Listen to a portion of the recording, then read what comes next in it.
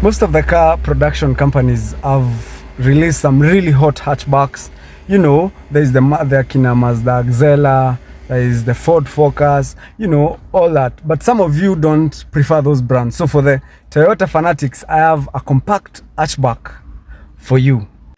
So with me here is a 2016 Toyota Auris, which is a compact hatchback, and this vehicle is very competitive when it comes to price and also the maintenance, because most of you Toyota fanatics mnapendanga Toyota because of the maintenance, reliability, you know, all that. So for this one, comes with a multifunctional steering wheel, but doesn't have like a lot of features if you compare like to the Xela and all that. But this one has a multifunctional steering wheel, which you can different modes, voiceover, display.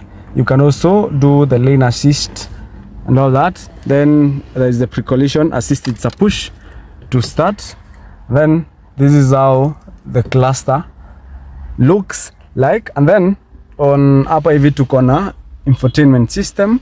And then this is the AC, and also history T-tronic. It has become like a standard for the most of the vehicles, because you can see the T-tronic where you can shift to manual and then like control the gears how you want. And T-tronic tulisema ni it's the gear system that allows you to shift from auto to manual, and then you're able like to now play around with the gears vile unataka. So let us go outside and let me show you how you get in a car. Yeah. So this is how it looks like on the inside. It's a bit sunny and it's almost 6, so it's getting late. I had to do it like that. And then something that pisses me off ni hizi vitu. There's no way gari ya 2016. How do you make a 2016 vehicle and still using the handlebars? Then let us check hapa nyuma. So this is how it looks like. Fabric.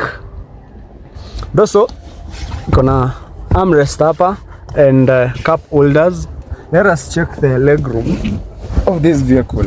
So this is how it looks like. This is slightly brought back. It's actually comfortable. Sitting in the TSI or sitting in this, I feel brings about the same comfortability. But now you see most of these days Toyotas have really overpriced their vehicles. So this is the back look. This is how it looks like. It's quite sexy if you compare it. Ukiwa dem na una drive hii gari, unatokea unashangaa ni nani, eh? This is the trunk. Even though inakaa quite spacious and you can fit a few things in here. So let us twende huko mbele, then let us check the front look of this vehicle. So this is how this vehicle looks like from the front. It comes with adaptive LED lights, and here the front grille imebadilishwa from the older models, looks better, and also the ground clearance is not bad. So this vehicle is 1500cc, making around 100 plus horsepower, and it goes for 1.98 million Kenyan shillings. So if you're interested, inbox me and I'm going to show you where you're going to get it.